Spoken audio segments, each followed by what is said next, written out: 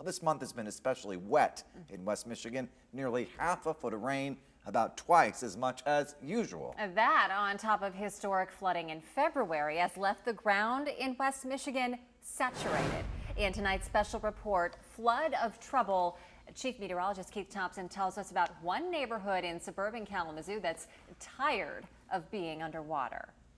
Well, some residents of the Lakewood neighborhood just east of the Kalamazoo city limits in Kalamazoo Township have had to pump water out of their homes 3 times in just the last year.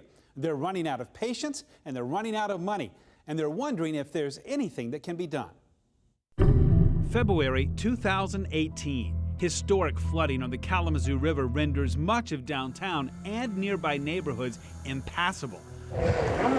People are spotted jet skiing down a major road. One man drowns after driving his car into the rapidly rising water near the East Main Street Railroad Viaduct.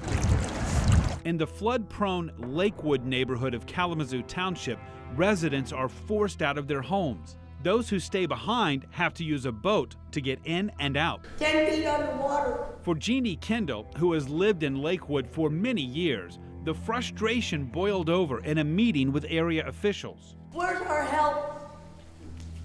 Where's our help? 8 inches, almost 8.5. And it's probably deeper actually in the kitchen and bathroom. That's my kitchen. Those are brand new covers we just got. Not 3 months later, Jeannie's house is flooded again. This is devastating. We just put $7,000 to $9,000 in the house to rebuild it. And now it's back to square one. Neighbors here who we spoke to said they're accustomed to the flooding happening in February and March, just like it did this year. But it's May and the flooding is back. And for some here, there's a concern that means things are getting worse. 2 blocks from Jeannie's house, Jennifer Neely can't believe she's fighting another flood. And it wasn't, it's back, and it's, it's absolutely so discouraging. After the February flood, Jennifer cleaned her daughter's outside toys, thinking the water wouldn't be back for a while. I mean, I sanitized all the toys, and just the spray alone to sanitize her toys from the flood in February, was a lot. And I had them all ready and set up and cleaned. And now, several large carp are living in her front yard, and she's afraid of what will be left behind once the water goes back down. And so here in a couple days when the water goes away, we're going to have to deal with decaying, stinking fish and flies, and it's not right. It's really not. Jennifer says she's worried about health hazards associated with the standing water. Brittany Chambers has lived in Lakewood for 5 years. She's been through several neighborhood floods, but she's never been afraid of the flooding like she is today. It's not normal. It doesn't seem normal. It seems like